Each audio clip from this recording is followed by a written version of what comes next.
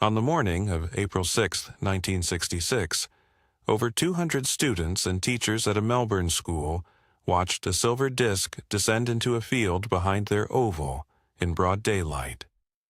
Afterward, teachers were pulled aside and warned not to discuss it. To this day, no official report of the incident has ever surfaced. Some stories were never meant to be found. Westall High School, Clayton South, a quiet suburb southeast of Melbourne. An ordinary Wednesday morning recess, students out on the oval, nothing unusual about the day at all. Then, screams from students already outside. As the rest rushed out to see what was happening, a silver disc-shaped object came into view, moving low and silent across the sky above the school. Witnesses described it as roughly twice the size of a family car, round with a slight dome on top, moving in ways no aircraft of the time could match. Tilting, hovering, then descending toward a patch of bushland behind the school, known locally as the Grange.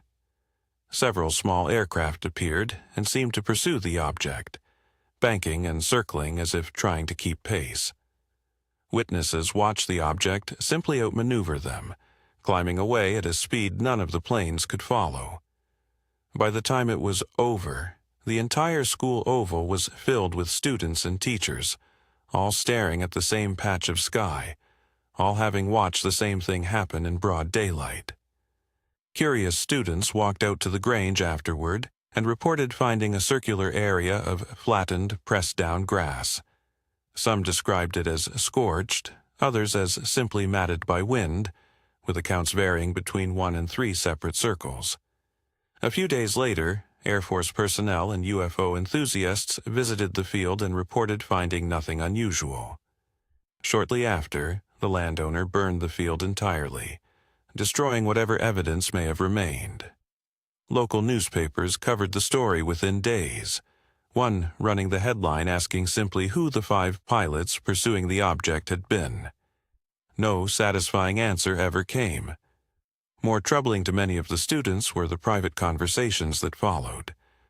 Several teachers reported being pulled aside by unfamiliar officials and told, plainly, not to discuss what they'd seen.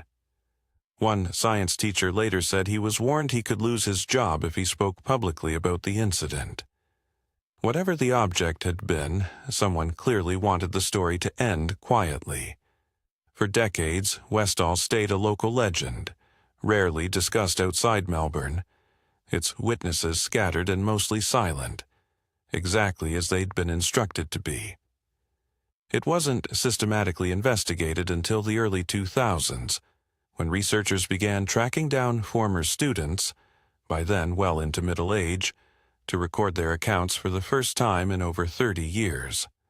One proposed explanation points to a high-altitude weather balloon, launched from a nuclear testing monitoring project, that may have drifted off course and come down near the school, its described appearance matching some witness accounts closely. That explanation accounts for a great deal. A silver silent object drifting at low altitude fits a stray weather balloon far better than most competing theories.